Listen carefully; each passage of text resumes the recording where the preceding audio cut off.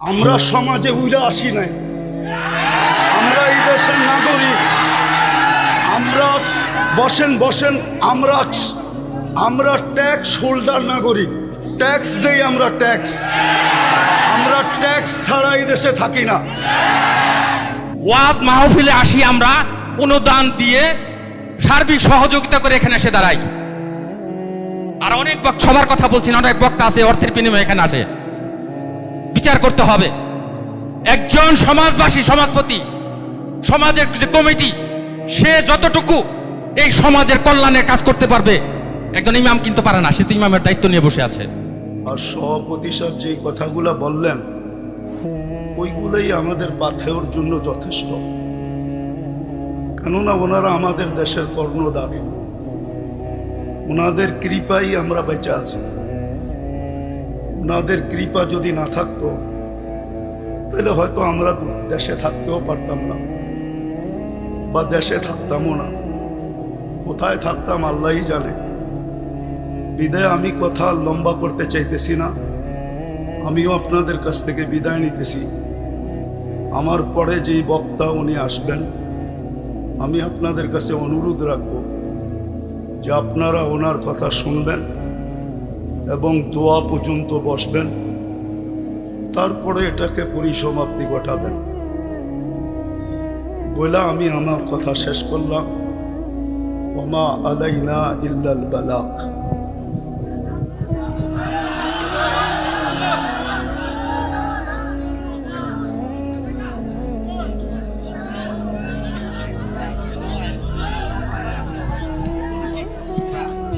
সময় নাই আমার কাছে, আপনি বসেন, আমার কাছে সময় নাই। রাখেন রাখেন। আমরা সমাজে উইরা আসি নাই, আমরা এই দেশের নাগরিক। আমরা বসেন বসেন আমরা ট্যাক্স হোল্ডার নাগরিক, ট্যাক্স দেই আমরা ট্যাক্স। আমরা ট্যাক্স ছাড়া এই দেশে থাকি না।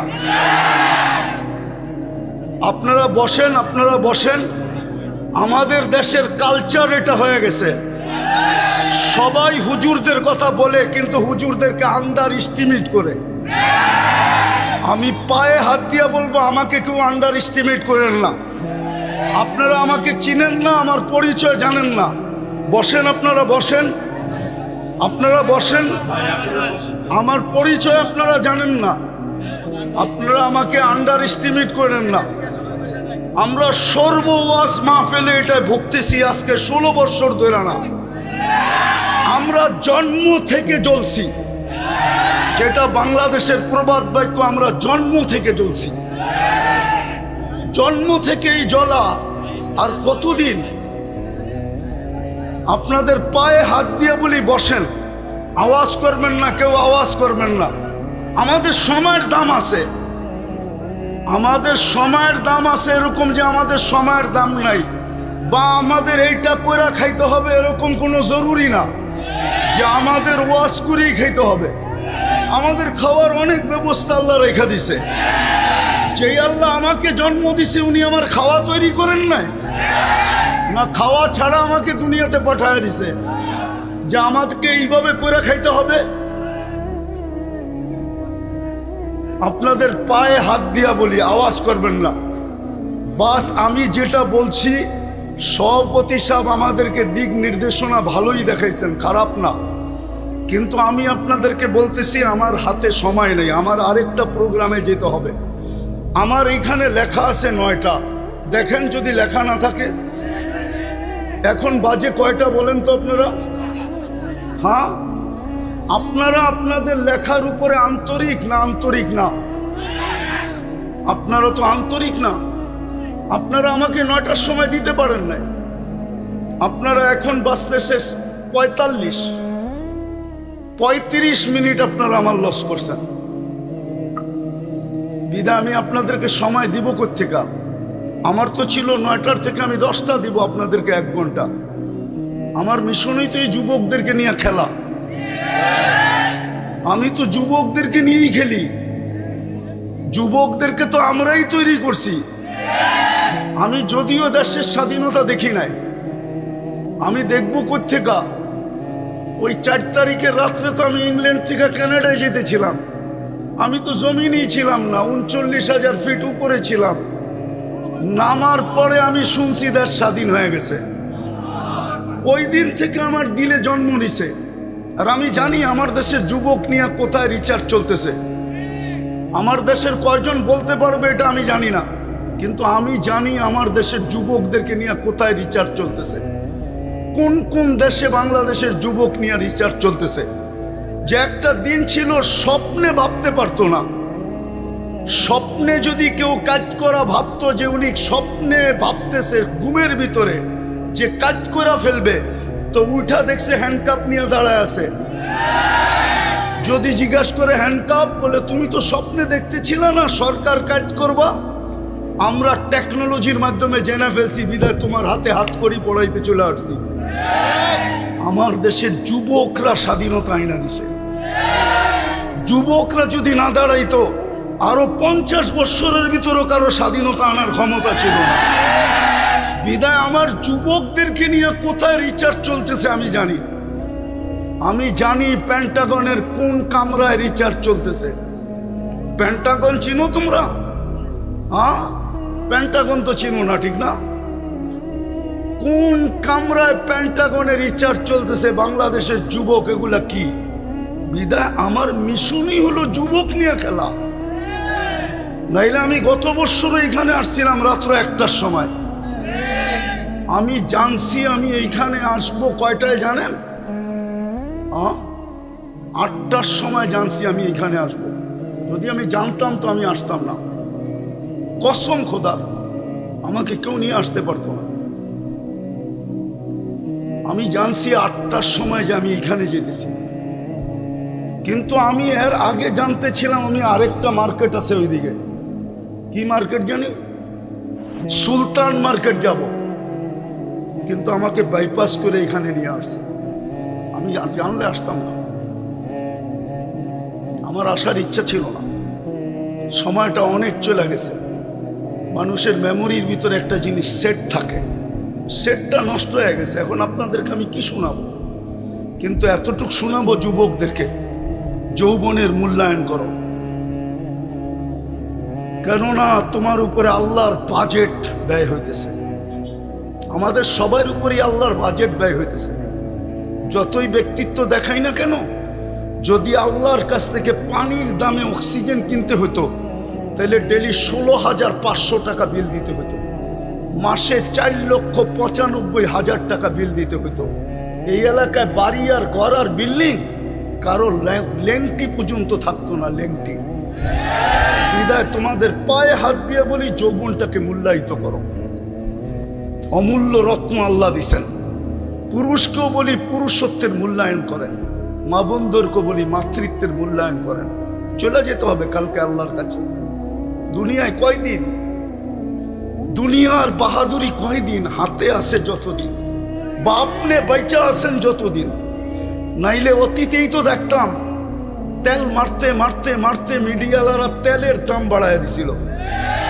বিনা তেলে কিভাবে পাকাইতে হয় এটা পত্রিকায় লিখতে শুরু করছে।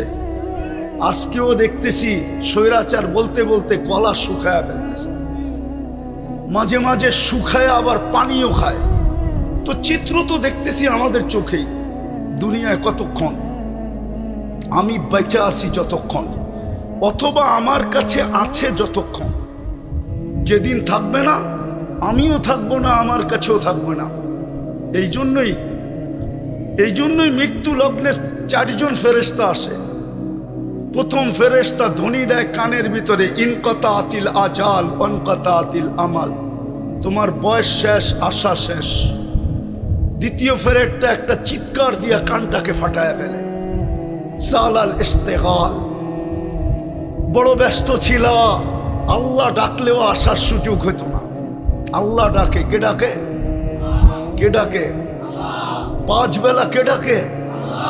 90% মানুষ নামাজ পড়ে না। আপনি ব্যস্ত? কি নিয়ে ব্যস্ত? ও যুবক, তুমি কি নিয়ে ব্যস্ত বলো আমাকে? কি নিয়ে ব্যস্ত তুমি? কোন দেহটা নিয়ে ব্যস্ত? এই দেহটা কে দিছে? কে দিছে দেহটা? পূর্ণতা কে দিছে? পারল তো না আজ পর্যন্ত। আমাদের আগের যে প্রধানমন্ত্রী ছিল শেখ হাসিনা, এর ঘরেই তো প্রতিবন্ধী আছে। লক্ষ কোটি টাকার মানুষ পারল না তো প্রতিবন্ধিত্ব দূর করতে। নাইলে ওনার মেয়ে প্রতিবন্ধী সংস্থার চেয়ারম্যান হলো কি করে? ওনার ঘরে যদি প্রতিবন্ধী না থাকতো, না নাই প্রতিবন্ধী ওনার ঘরে, ওনারা কি জানে না? পূর্ণতা কে দিছে?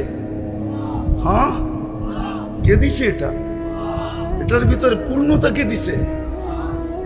এক পানির দামে যদি অক্সিজেন কিনতে হতো, ডেলি 16,500 টাকা বিল দিতে হইতো। তুমি কত শ্রম দিতা যুবক বলো? কয় টাকা বেতন করতা? কয় টাকা কামাইতা ডেলি বলো? শ্রম কতটুক দিতা? 100 গাদার শ্রম দিলেও তো 16,500 টাকা অর্জন করা মনে হয় সম্ভব হতো না। কে বাজেট ব্যয় করে? আরে বলেন না জোরে। ডেলি 16,500 টাকার বাজেট আল্লাহ ব্যয় করে। যদি জিব্বা স্বাদ চেক করে দেয় আমাদেরকে, যদি স্বাদ মেশিন দিয়ে চেক করতে হইতো, তাইলে বোঝা যেত ঘরে আগে ফ্রিজ কিনে না মেশিন কিনে চেক করার মেশিন, স্বাদ চেক করার মেশিন। আগে ফ্রিজ কিনে না ওই মেশিন কিনে, আগে ওয়াশিং মেশিন কিনে না ওই মেশিন কিনে, আগে বাড়ি বানায় না আগে ওই মেশিন কিনে, তাইলে বোঝা যেত।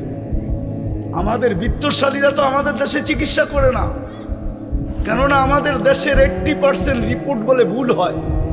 এই জন্য দেখবেন অসুস্থ হইতে দেরি, চুপে চুপে ইন্ডিয়া যেতে দেরি করে না, চুপে চুপে সিঙ্গাপুর যেতে দেরি করে না, চুপে চুপে থাইল্যান্ড যেতে দেরি করে না, আমেরিকা ইংল্যান্ড যেতে দেরি করে না। হইতে পারতো আপনি মেশিন কিনছেন বটে, কিন্তু আপনার মেশিন যদি ভুল রিপোর্ট দিত, আপনি কি করতেন? তাইলে তো প্রতিদিন খাইতেন আর প্রতিদিন হাসপাতালে যেতেন। আজ পর্যন্ত তো আপনার জিহ্বা ভুল রিপোর্ট দিল না। এই জন্যই তো আপনি বোঝেন না স্বাদ চেক করার কয় টাকা লাগে। এই জন্যই তো আপনি আর আমি চিন্তা করি না গ্রান চেক করতে কয় টাকা লাগে। এরকম এই শরীরটা খুইলা দেখানো যায় একটা একটা। 24 ঘন্টা আল্লাহটা বুক করি। এই জন্যই তো আল্লাহ এক জায়গায় বলছেন, আফা হাসিবতুম আন্নামা খালাকনাকুম আবাস। তোর ধারণা কি তুই অনর্থক সৃষ্টি? তো আরেক জায়গায় হাদিসের ভিতরে বলছেন, আতাইতু কাইনানে তানদুরু বিহা ওয়ালা উহাসিব। এটা কি তোর ধারণা যে চক্ষুটা দিলাম তুই সারাদিন দেখিস, এটা অনর্থক আর হিসাব নিব না? চক্ষুর ভিতরে কয়টা ক্যামেরা?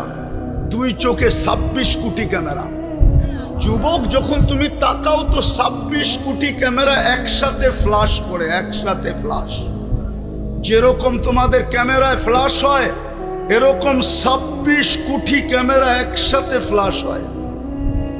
আল্লাহ তো এটাই বলতেছে, আতাইতু কাইনানে তানদুরু বিহা ওয়ালা উহাসিব। এরকম দৃষ্টিশক্তি দিলাম আর তুমি সারাদিন দেখো আর তোমার হিসাব নিব না। আতাইতুকা উযুনানে তাসমাউ বিহা ওয়ালা উহাসিব। তোকে শ্রবণ শক্তি দিলাম, তোর ভাবনা কি হিসাব নিব না? আতাইতুকা লিসানান তানতিকু বিহি। তোকে বাক শক্তি দিলাম, সারাদিন বক বক করিস, তুই ভাবতেছ হিসাব নিব না?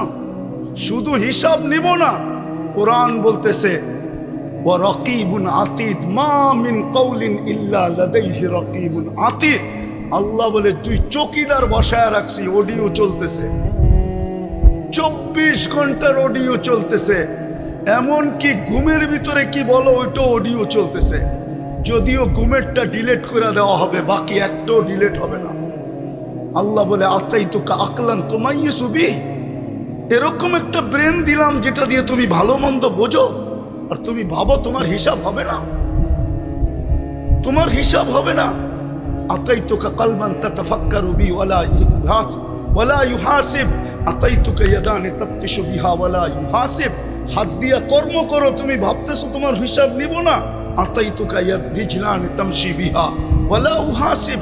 2টা পাও দিলাম চলার জন্য, তুমি ভাবো হিসাব নিবে না। আকুনতা সাগীরা ফাকাব্বারতুক ওয়ালা উহাসিব। তুমি তো ছোটই ছিল, বড় তো আমি করলাম, তুমি ভাবছো তোমার হিসাব নিব না। কুনতা যায়িফা ফাকাওয়াইতুক ওয়ালা উহাসিব। তুমি তো দুর্বল ছিল, তোমাকে তো সুঠামত্ব দিলাম, তুমি ভাবছো হিসাব নিব না। কুনতা জাহিলা ফাআল্লামতুক ওয়ালা উহাসিব। তুমি তো অজ্ঞ ছিলা, তোমাকে শিক্ষা দিলাম, তুমি ভাবতেছো তোমার হিসাব নিব না? কুনতা মিসকিনা, তুমি তো মার পেটের থেকে অসহায় আসছিলে, ফাআগনাইতু, স্বয়ং সম্পূর্ণ তো আমরাই করলাম, তোমার ধারণা কি তোমার হিসাব নিব না? এই জন্য বলতেছি যুবক, যৌবনের মূল্যায়ন করো, নাইলে কালকে কিন্তু হিসাব দিতে হবে। এটা দুনিয়া রঙ্গময়, যার মনে যা লয়। আল্লাহ ইচ্ছা স্বাধীনতা দিছে দিকা ইচ্ছা মতো চলতে পারি। যদি ইচ্ছা স্বাধীনতা না দিতেন তাহলে সারাদিন আল্লাহরটা ভোগ করবে আর আল্লাহর বিরুদ্ধে বলবে, আল্লাহর বিরুদ্ধে বলবে, আল্লাহর বিরুদ্ধাচরণ করবে। আমার সমাজের তো 90% নামাজ পড়ে না। ডাকে কে? আরে বলেন না জোরে, কে ডাকে? কে ডাকে? আল্লাহ। কে? যারটা 24 ঘন্টা ভোগ করেন উনি আল্লাহ। যার কাছে হায়াত উনি আল্লাহ, যার কাছে মৌত উনি আল্লাহ, যার কাছে সুস্থতা উনি আল্লাহ, যার কাছে অসুস্থতা উনি আল্লাহ, যার কাছে ধনী হওয়া উনি আল্লাহ, যার কাছে গরিব হওয়া উনি আল্লাহ, যার কাছে ইজ্জত দেওয়া উনি আল্লাহ, যার কাছে বেইজ্জত করা উনি আল্লাহ। ইচ্ছা করলে সকালের ধনীকে বিকালে ফকির বানাইতে পারে, ইচ্ছা করলে বিকালের ফকিরকে সকালে ধনী বানাইতে পারে। উনি আল্লাহ। শুধু এইখানেই শেষ না, দুনিয়া ভাবে কিছু, আল্লাহ ভাবে কিছু। দুনিয়া ভাবে কিছু, আমরা আল্লাহ ভাবে কিছু। হ্যাঁ, দুনিয়া ভাবতে ছিল কিছু, আল্লাহ ভাবতে ছিল কিছু। আল্লাহ যেটা চায় ওইটাই হয়। তো ওই আল্লাহ ডাকে, শুধু এইখানেই শেষ না, 99 পদের মালিক আল্লাহ ডাকে। 99 পদের মালিক আল্লাহ ডাকে। তর্জমা তো দেখে না, খালি নিজেরটা দেখি, আল্লাহর পরিচয় তো দেখি নাই। এই মজমা এক যুবকও নাই যে 99 নামের অর্থ দেখছে। এই স্টেজেও কেউ নাই 99 নামের অর্থ দেখছে। কোত্থেকে আল্লাহ চিনবে? অফিসের সামনে তো পদবি লেখা থাকে, এই পোস্টারেও তো পদবি লেখা আছে পরিচয় হিসাবে। আল্লাহ তো নিজের পরিচয় দিছে 99 নাম দিয়া। হুয়াল্লাহুল্লাযী লা ইলাহা ইল্লা হু। আল্লাহ নিজের পরিচয় দিছে, আমি আল্লাহ কে ভালো মতে দেখ, তাইলে তোর বিবেকের পর্দা খুলবে। নাইলে একদিন দুনিয়ার জীবন শেষ হয়ে যাবে। আজকে সূর্য এই এলাকায় বলতে বলতে ডুবছে, লান আউদ ফি হায়াতিকা আবাদা। হতে পারে কালকে তোমরা কেউ আমাকে উঠতে দেখবে না। আমি দুনিয়ার শত জায়গা চিনি এই দুই চোখে।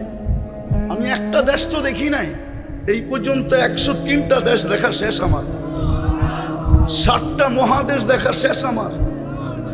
হ্যাঁ হ্যাঁ, আমি শুধু উন্নত দুনিয়া নিউজিল্যান্ড দেখি নাই, বাকি সব দেখা শেষ। আর আল্লাহর মেহেরবানি, দেখতে বেশি সময়ও লাগে না। আমার পাসপোর্টের যে অবস্থা এখন আছে, যদিও কথা মিডিয়ায় চলে যাবে, আমার এয়ারপোর্টে যে টিকিট নিলেই চলবে। আমি বড় অহংকার করে বলতেছি না, আমি চিনি দুনিয়ার ওই জায়গা, এক রাত্রে মাটির সাথে মিশিয়ে দিছে। ওই জায়গা চিনি যে জায়গায় ঈসা আলাইহিস সালাম দাঁড়ায় জিজ্ঞাসা করছে এক রাত্রে কিভাবে সমূলে ধ্বংস করলো। তো বলছে বিতনা বিল আফিয়া আসবাহনা ফিল হাফিয়া। ফুর্তি করতে করতে ঘুমায় গেছিলাম, নিশ্চিন্তে সকালে উঠা দেখি হাবিয়া দুচোখের ভিতরে। আজকে সূর্য বলতে বলতে এই এলাকায় ডুবছে। এখনো মাটিটা বলতেছে তামসি আলা যাহরি মাসিরুকা ফি বাতনি। হইতে পারে এখান থেকে উঠা কেউ বাড়িতেও পৌঁছতে পারবে না। এর আগেই শোনা যাবে হাসপাতালে নিয়ে গেছে, ডাক্তাররা ঘোষণা দিছে ডেট, চলে গেছে দুনিয়ার থেকে। হইতে পারে এরকম। এই জন্য মাটি 24 ঘন্টা বলে তামসি আলা যাহরি মাসিরুকা ফি বাতনি। আমার পেটে চলমান, অতি সত্বর তুই আমার পেটে আসবি, তারপরে দেখবি ব্যবহার। এই জন্য আমি শেষ জায়গায় চলে আসছি। যুবক, তোমাদের পায়ে হাত দিয়া বলি, শুধু তোমাদের আয়োজন দেখে এতটুকু লম্বা করলাম। তোমাদের পায়ে হাত দিয়া বলি, যৌবনের মূল্যায়ন করো। ওই যুবক নিজেকে বানাও যাতে আল্লাহ দেখা তোমাকে বলে লাউলা শাবাবা খুশা। দুনিয়ার মানুষ তোমাদেরকে ইজ্জত দিলে কতটুক দিবে? আমি জানি দুনিয়ায় কতটুক মানুষকে ইজ্জত দেয়, কতটুক দিবে দুনিয়ার মানুষ ইজ্জত। যদি দুনিয়ার মানুষ ইজ্জতই দিত তাইলে এখন বলতে হয় রাজনীতি কথা বলতেছি না, মনের